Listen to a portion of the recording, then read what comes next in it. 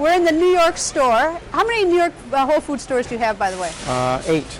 And how many Whole Food stores worldwide? How many Whole Food stores what? Worldwide. 347. Okay. Now, what people may not know, but they will when they read your book, that this started in a very sort of, almost in a garage, this business, right? Not quite like Apple Computer, not that kind of garage, but we did start in an old house that was only a few thousand square feet back in 1978. Yeah, except that in one part of the book it caught my attention that in the beginning you were actually having to take your showers in the dishwasher. That was the house. It was called Safer Way, and my girlfriend, who co-founded the company with me, we lived on the 3rd floor, and there was no baths or showers in the store, so when we had to bathe, we'd climb into the Hobart dishwasher, because it had the thing that would hang down and we'd shower there. And the business, it was interesting, so it had sort of a rocky start. You got a flood. Yes. When we relocated that store to Whole Foods Market, Austin had a 100-year flood in 1981. We had 8 feet of water in our store. We were completely wiped out, bankrupt. Why do you think the people, you talked about all the people who came in and helped once you had that flood, that it was almost sort of a breaking point, at least the way I read in your book, that the business could have gone belly up at that point? It could have. We were bankrupt. And no one was more surprised than me when we came in the next day, and there were dozens of customers there helping us clean up the store. And why'd they do it? Because they loved us. Whole Foods was important to them. They didn't want us to die. And we were at a death experience here. And if they hadn't helped us, there may not be a Whole Foods. We may not be talking right now. Is that part of sort of the conscious capitalism? Because a lot of people, at least in this 1970s, or sort of the left people thought that capitalism was the greedy people, the cheats, the people trying to squeeze every dime out of somebody else. But your book talks about conscious capitalism, which is something different. Yes. Well, I think the critics of capitalism have hijacked the narrative.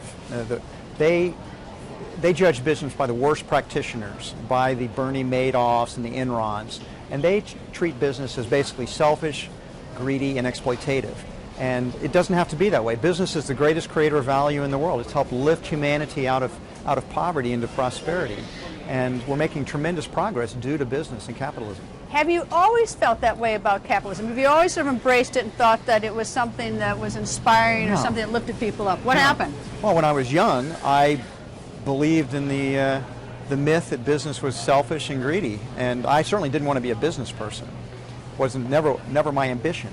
But once we did start Whole Foods, and I had to meet a payroll, and I was having trouble. I mean, our team members wanted more money, higher pay, and our customers thought our prices were too high, and suppliers, we were small, they didn't want to give us discounts. So we lost half of the capital. We had $45,000 to start with. We lost $23,000 of it in the first year. Renee and I only got paid $200 a month, and people were still saying I was kind of a bad guy now because I was a business person. So I threw out that philosophy. It didn't work, and I began to read widely, and I read a number of free market economists like Friedrich Hayek and Ludwig von Mises and Murray Rothbard, and I discovered that these explanations of the world work a lot better than the philosophy that I had previously. I learned that business is the greatest value creator in the world. We create value for customers, for employees, for suppliers, for investors, for little communities that we're part of. Business people are heroic.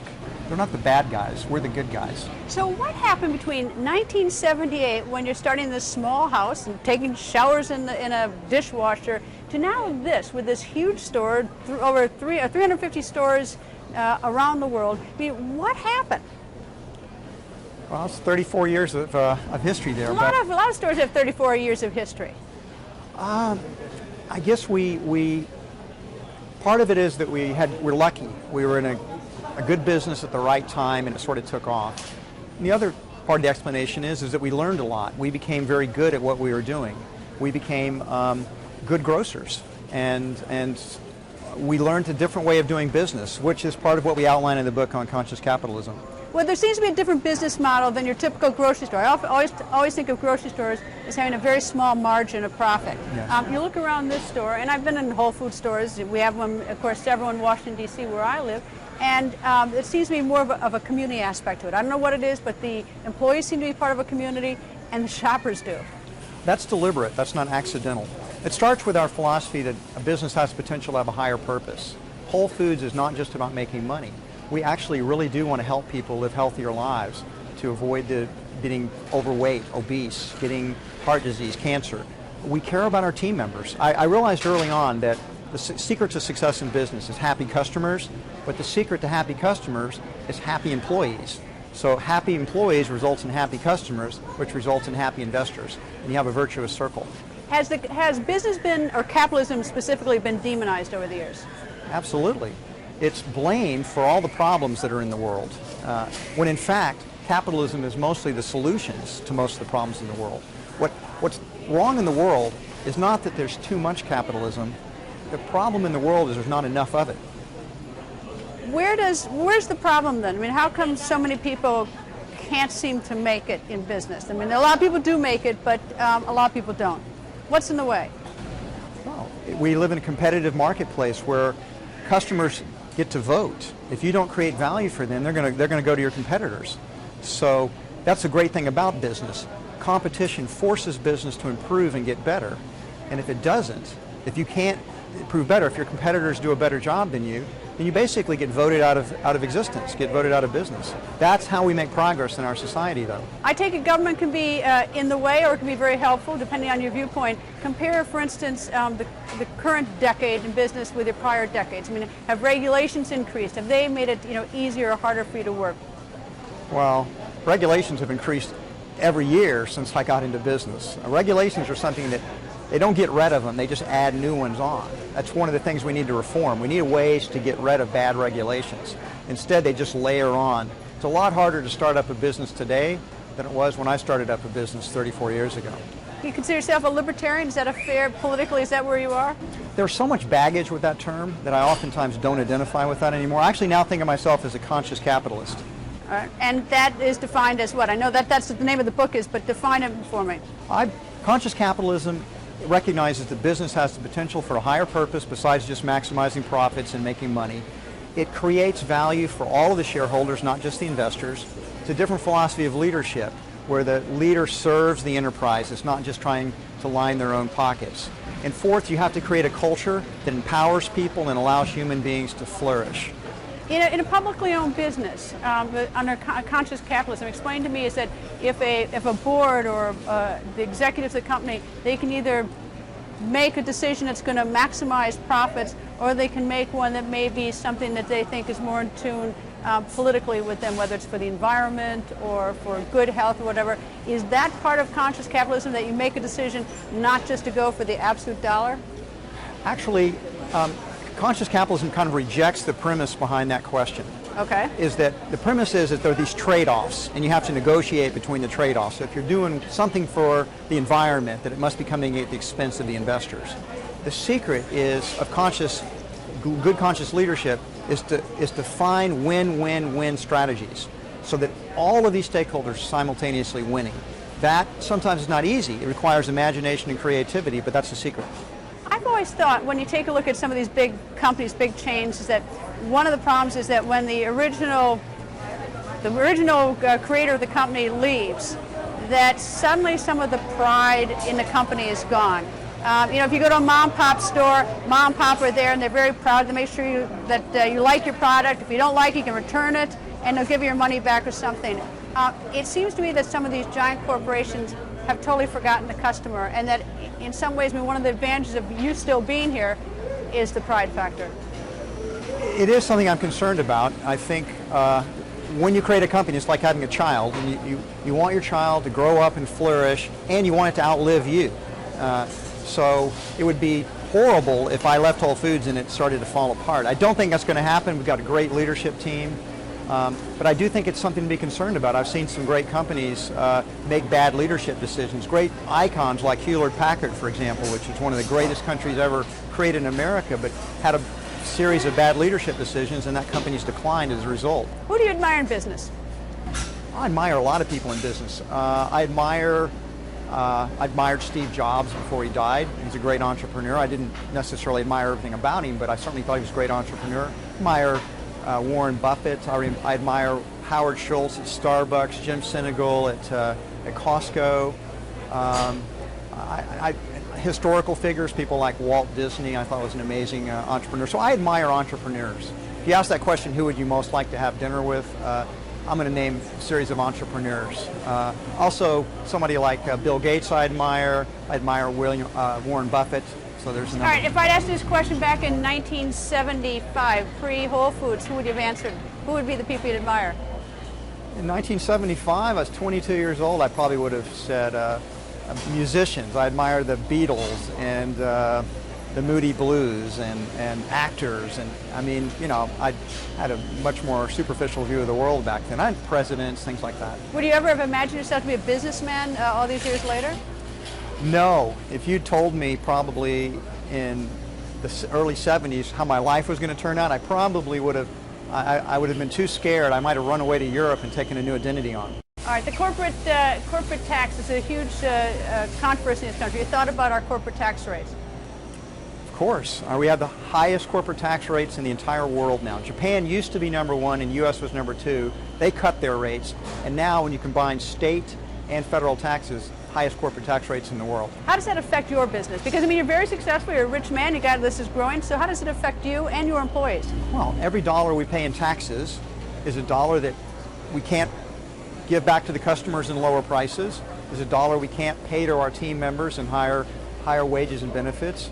It's a dollar that we can't give back to suppliers with lower prices. It's a dollar that we can't donate philanthropically to other organizations. All the stakeholders lose with higher taxes. All right, there's a controversy, and I understand you've dialed it back, that I think you called the Obamacare, I think the term you used was fascist. You've now dialed that one back a bit. That was a very poor choice of words on my part. I asked the question, the difference is, do I think it's still socialistic? And I gave a definition of socialism and a definition of fascism, and I thought, I think it's closer to that. However, what I didn't realize is how many people, there's so much emotional baggage with that term, dating back to Germany and Spain and Italy in World War II. That's just a loaded word, very politically incorrect. You can't use it. So now I just want to say, I believe in free enterprise capitalism or conscious capitalism, the way we've articulated in the book. My problem with where healthcare is, it's very government controlled, and it's becoming more government controlled. So it's the opposite of free enterprise capitalism. What's the problem with that? How does that, I take it you're not a fan of Obamacare. I read your op-ed about a year and a half ago in the Wall Street Journal. Why don't you like Obamacare? Well, I think it's raising the costs for business. We have a great healthcare plan that our team members vote on every 3 years. Meaning your employees at Whole Foods? Yeah. Okay. They like it. It's been we've been able to customize it, keep it very affordable, and we can include everybody in it. So it's a really good plan. And now with the healthcare reforms, they're adding additional cost onto it. Like we have to cover free checkups. Checkups have to be free for physicals, things like that. Have to cover people that are up to age 26, even though they're just dependents that have grown up.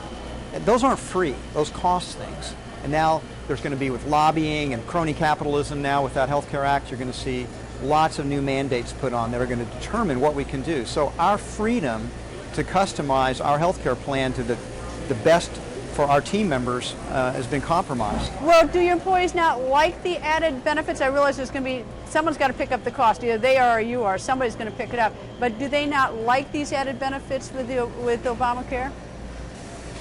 If you gave them a choice and said, would you rather have this benefit or would you rather be paid an extra 20 cents an hour? They would say, I'd rather be paid the extra 20 cents an hour.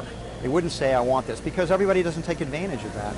But later on, when they become 65 or 70 or develop some sort of age-related issue, who's going to pay for it then? If you're asking me for the entire solution to the healthcare plan, Whole Foods Markets plan is a partial solution. We don't hold it up as the total solution. I've written about it, so I've given lots of ideas about how we could reform it and make it better. I would refer the audience to the writings that I have. They're on my blog at WholeFoodsMarket.com. You know, this healthcare is a growing nightmare for a lot of businesses because of the cost. Yeah.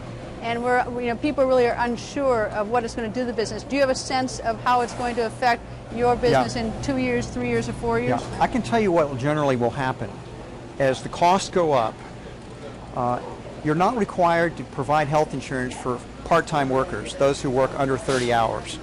So there's going to be a strong temptation for businesses to keep people under 30 hours so they don't have to provide health care for them. So you're going to have a lot more part-time workers and a lot less full-time workers. So you're going to have a lot of people that are underemployed.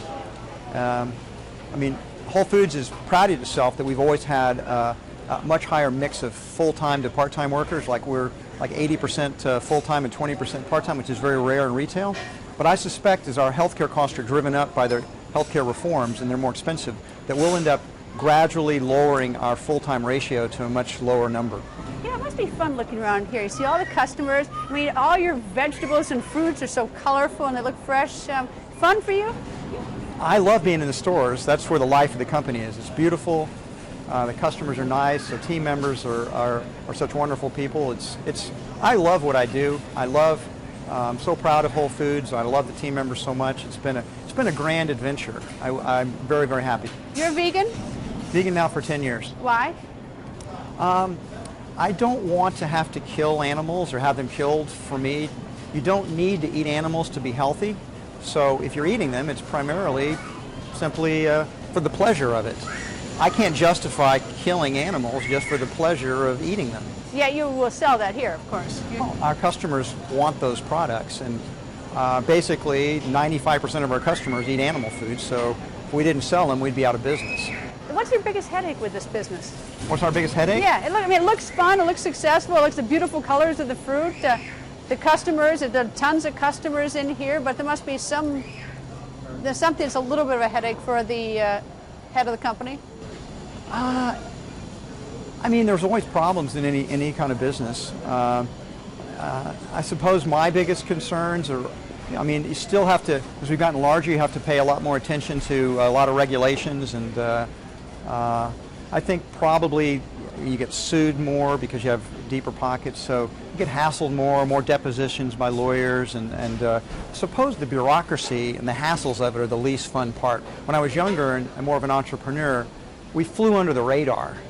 Whole Foods Market does not fly under the radar. Just make a casual comment on NPR sometime and you'll find out that it becomes national news. So that's kind of a headache in a way. Isn't that fun a little bit? I mean, to influence business? It's a little bit of fun, but I mean, when you get hate mail and people think you're a monster and you're accused of horrible crimes, that's not any fun. In your book on this conscious capitalism, do you think that your ideas are easily converted to other types of industry? Absolutely. So this is not just, your book's not just limited to your business? Absolutely not. We wrote this book primarily to help businesses become more conscious. I think capitalism is the greatest thing in the world, but we can make it better. If businesses can become more conscious of their higher purposes and begin to create value for all their shareholders and all their stakeholders, the world's going to be transformed. If you could have 5 minutes of President Obama talk about what would make it easier to give more jobs in this country, any hints for him? Cut corporate income tax and dial back on the regulations. Let entrepreneurs do their thing. They're the creative individuals. We can solve all the problems that are in the world through our own creative entrepreneurship and through nonprofit social entrepreneurship. And we need to liberate the entrepreneurial spirit. We need to liberate the heroic spirit of business. Nice to see you, and good luck with the book. Thanks, Greta. Thank Good to see you too.